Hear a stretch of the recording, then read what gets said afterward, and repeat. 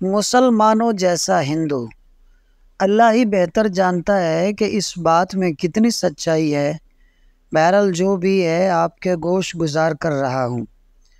تاریخ عالم کا وہ واحد ہندو جس کی چتا پر کئی من گھی ڈالا گیا مگر اس کے جسم کو آگ نہ لگی، اس کا قرآن سے کیا تعلق تھا؟ تقسیم ہند کے زمانے میں لاہور کے 2 اشاعتی ادارے بڑے مشہور تھے۔ پہلا ادارہ درسی کتب کا کام کرتا تھا، جبکہ دوسرا ادارہ اگرچہ کہ غیر مسلموں کا تھا لیکن اس کے مالک پنڈت کشور قرآن پاک کی طباعت و اشاعت کا کام کیا کرتے تھے۔ کشور جی نے احترام قرآن کا جو معیار مقرر کیا ہوا تھا وہ کسی اور ادارے کو نصیب نہیں ہو سکا تھا۔ کشور جی نے پہلے تو پنجاب بھر سے اچھے حفاظ اکٹھے کیے تھے اور پھر ان کو زیادہ تنخواہوں پر ملازم رکھا ہوا تھا۔ احترام قرآن کا یہ عالم تھا کہ جہاں قرآن پاک کی جلد بندی ہوتی تھی وہاں کسی عام شخص کو تو کیا، خود کشور جی کو بھی جوتوں سمیت داخل ہونے کی اجازت نہیں تھی۔ 2 ایسے ملازم رکھے ہوئے تھے کہ جن کا کام صرف اور صرف یہ تھا کہ تمام دن ادارے کے مختلف کمروں کا چکر لگاتے رہتے تھے۔ کہیں کوئی کاغذ کا ایسا ٹکڑا جس پر قرآنی آیت لکھی ہوتی تھی اس کو انتہائی عزت و احترام سے اٹھا کر بوریوں میں جمع کرتے رہتے تھے، پھر ان بوریوں کو احترام کے ساتھ زمین میں دفن کر دیا جاتا تھا۔ وقت گزرتا رہا اور طباعت و اشاعت کا کام جاری رہا۔ پھر بر صغیر کی تقسیم ہوئی، مسلمان، ہندو اور سکھ نقل مکانی کرنے لگے۔ کشور جی بھی لاہور سے ترک رہائش کر کے نئی دلی انڈیا چلے گئے۔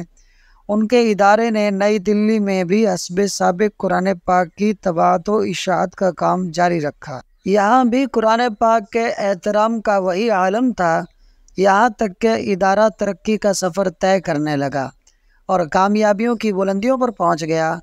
کشور جی بوڑھے ہو گئے اور اب گھر پر آرام کرنے لگے اور ان کے بچوں نے ادارے کا انتظام سنبھال لیا۔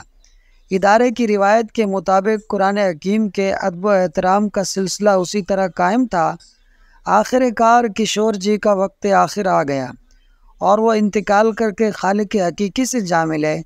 ان کی وفات پر ملک کے طول و عرض سے ان کے احباب ان کے ہاں پہنچے۔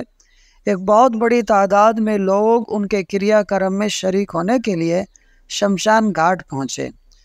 ان کی ارتھی کو چتا پر رکھا گیا، چتا پر گھی ڈال کر آگ لگائی جانے لگی تو ایک انتہائی حیرت انگیز واقعہ ہوا۔ کشور جی کی چتا آگ نہیں پکڑ رہی تھی۔ چتا پر اور گھی ڈالا گیا، پھر آگ لگانے کی کوشش کی گئی لیکن باوجود کوشش کے آگ نہ لگ سکی۔ یہ ایک ناممکن اور ناقابل یقین واقعہ تھا، پہلے کبھی ایسا نہیں ہوا تھا۔ لمحوں میں خبر پورے شہر میں پھیل گئی کہ کشور جی کی ارتھی کو آگ نہیں لگ رہی۔ مخلوق خدا یہ سن کر شمشان گھاٹ کی طرف امٹ پڑی۔ لوگ اپنی آنکھوں سے دیکھ رہے تھے اور حیران و پریشان ہو رہے تھے۔ یہ خبر جب جامع مسجد دلی کے امام بخاری تک پہنچی تو وہ بھی شمشان گھاٹ پہنچے۔ کشور جی ان کے بہت قریبی دوست تھے اور وہ ان کے احترام قرآن کی عادت سے بھی اچھی طرح واقف تھے۔ امام صاحب نے پنڈت جی کو مخاطب کرتے ہوئے کہا کہ آپ سب کی چتا کو جلانے کی کوشش کبھی بھی کامیاب نہیں ہو پائے گی۔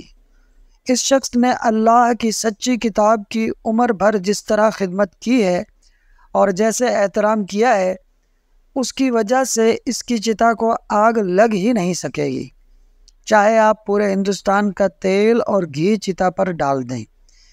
اس لیے بہتر ہے کہ ان کو عزت و احترام کے ساتھ دفنا دیجیے۔ چنانچہ امام صاحب کی بات پر عمل کرتے ہوئے نول کشور جی کو شمشان گھاٹ میں ہی دفنا دیا گیا۔ یہ تاریخ کا پہلا واقعہ تھا کہ کسی ہندو کی چتا کو آگ نہ لگنے کی وجہ سے شمشان گھاٹ میں ہی دفنا دیا گیا تھا۔ روزنامہ اوصاف 29 تاریخ 10واں مہینہ 2019۔ دوستو ویڈیو اچھی لگی ہو تو لائک اور شیئر کر دیں اور فالس سنو یوٹیوب چینل کو ضرور سبسکرائب کر لیں۔ شکریہ۔